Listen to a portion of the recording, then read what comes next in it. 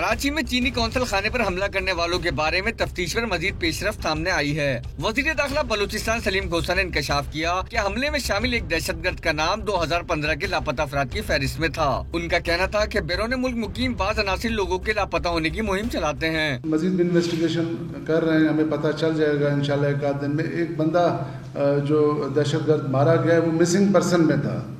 Missing person के हवाले से भी लोग बातें करते हैं, इल्ज़ाम लगा देते हैं रियासत के ऊपर, लेकिन यहाँ पर इस तरह के भी वाक़यात रुनमा होते हैं। इस तरह के भी नज़र आ रहे हैं कि कुछ लोग तो बाहर हैं, कुछ पहाड़ों पर हैं और यहाँ पर अपने आप को मिसिंग पर्सन के हवाले से जाहिर करते हैं। ज़राए ने बताया कि दहशतगर्दों की कराची के इलाके शेरशाह में मौजूदगी और हमले से एक रात पहले सिंध बलूचिस्तान के सरहदी इलाके में रुपोश रहने के शवाहिद भी मिले हैं।